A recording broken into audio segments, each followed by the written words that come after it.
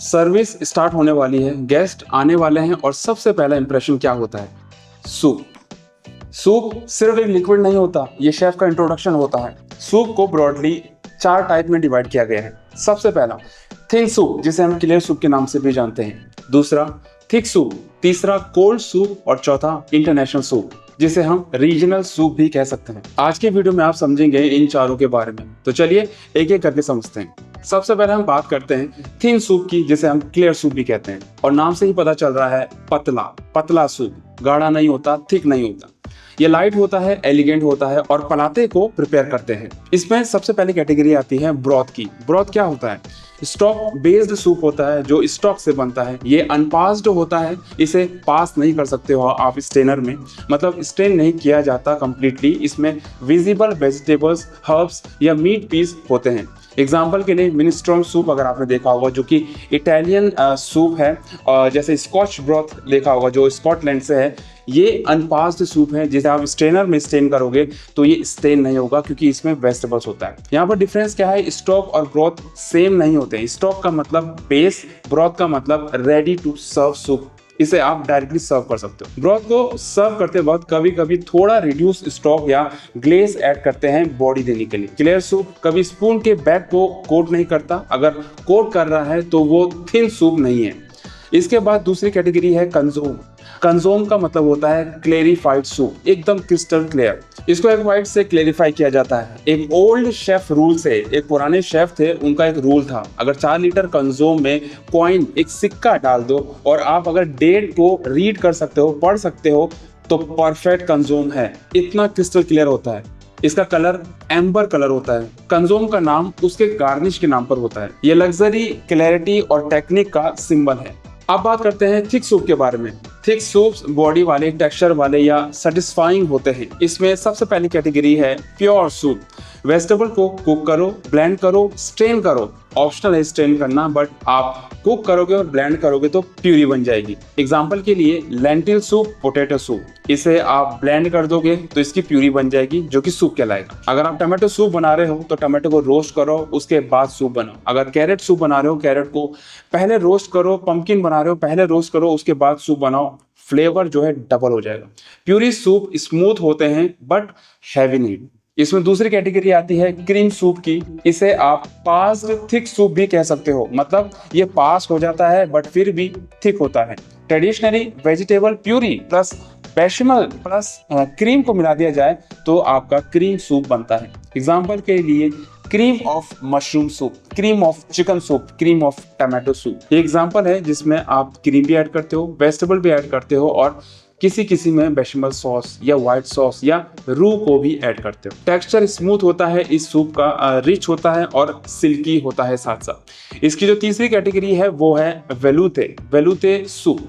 अब classical French technique की बात करें अगर, तो वेलूते थिकन होता है, थिक होता है, गाढ़ा होता है। इसमें ब्लेंड रू का हम यूज करते हैं। रू आपको बता दूं 3 कलर में निकाले जाते हैं, व्हाइट, लाइट ब्लंड और ब्राउन की आप बात कर सकते हो। इसमें ब्लंड रू जाएगा वेलूते में। वेलूते हमेशा याद रखना, आपका चिकन वेलूते भी हो सकता है, फिश वेलूते भी हो सकता है, व्हील वेलूते भी हो सकता है। बेसिकली इसमें व्हाइट स्टॉक का हम यूज करते हैं। ये सॉस और सूप के बीच का रॉयल ब्रिज होता है। चौथी कैटेगरी आती है इसमें बिस्क, जो कि सबसे लग्जरी कैटेगरी में आती है। सेलफिश बेस्ड सूप होता है। फिश स्टॉक प्लस सेलफिश को मिलाकर बिस्क बनाया जाता है। ट्रेडिशनली राइस से इसको थिक किया जाता है, फिनिश करते हैं इसको क्रीम डालकर। तो इस तरह से आप बिस्क को बना सकते हैं। अगर एग्जाम्पल की बात करें, जैसे लोबस्टर बिस्क, जो कि रिच, स्मूथ और इंटेंस फ्लेवर के साथ होता है। इसमें जो अगली कैटेगरी है वो है आपका चौदर सूप। अब चौदर सूप का सबसे पहले तो ओरिजिन आपको बता दूं, ये यूनाइटेड स्टेट से आया है। इसका ओरिजिन जो है अमेरिका में हुआ है, यूनाइटेड स्टेट में हुआ है। चौदर को स्ट्रेन्ड नहीं किया जाता, छाना नहीं जाता है बिल्कुल भी। मिल्क या क्रीम बेस्ड ये सूप हो सकता है। पोटैटो से इसे थिक किया जाता है। एग्जाम्पल क्लैम चौदर या मैनहट्टन चौदर या कॉर्न चौदर, ये एग्जाम्पल है जो कि बहुत ज़्यादा पॉपुलर है।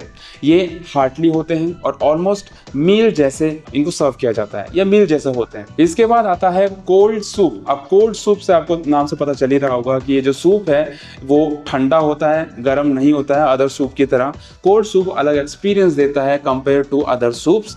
इसका जो रूल होता है वो होता है सर्व चिल्ड चिल्ड बॉल में और चिल्ड इसको सर्व किया जाएगा, बहुत ही ठंडा सर्व किया जाएगा। एग्जांपल के लिए गास्पाचो सूप की हम बात करते हैं। गास्पाचो सूप जो कि स्पेनिश सूप है और बहुत ज़्यादा पॉपुलर है। इंटरनेशनल सूप की बात करें जो कि लास्ट सूप की कैटेगरी आ जाती है, तो ये क्लासिफिकेशन नहीं है, ये ओरिजिन है।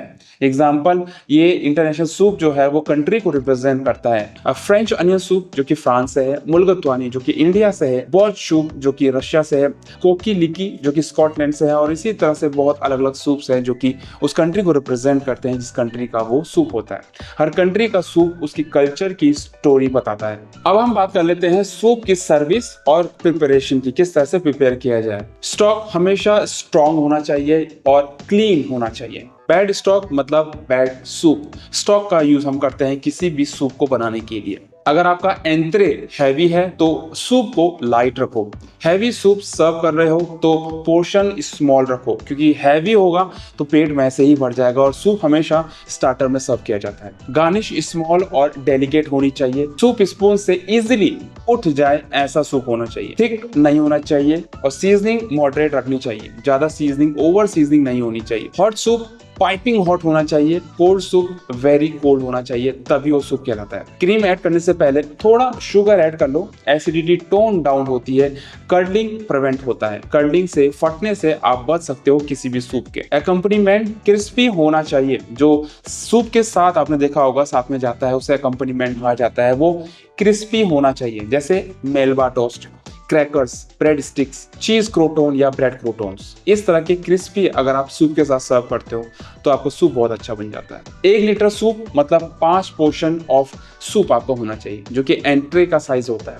ये कॉस्टिंग और पोर्शन कंट्रोल के लिए बहुत इंपॉर्टेंट है। सूप सिंपल लगता है बट सूप टेक्निक का मिरर है। सूप सीख लो, बाकी किचन ऑटोमेटिकली स्ट्रांग हो जाएगा। आई होप आपको ये छोटी सी नॉलेज और इन्फॉर्मेशन पसंद आई होगी। अगर आपके पास कोई क्वेश्चन है आप मुझे कमेंट में पूछ सकते हो। इसी तरह के बहुत सारे इन्फॉर्मेटिव और नॉलेजेबल वीडियोस इस चैनल में आने वाले हैं, तो सब्सक्राइब कर लीजिए। आई एम दीपक नेगी और देसी व्लॉगर, दोनों चैनल को सब्सक्राइब करना बिल्कुल मत भूलिएगा। इंस्टाग्राम पे फॉलो नहीं किया तो फॉलो करिए, जो कि है देसी व्लॉगर और द शेफ एक्सपर्ट। चलिए इसी के साथ मिलते हैं नेक्स्ट वीडियो में, तब तक के लिए फिनिश करते हैं इस वीडियो को। See you then, see in the next video.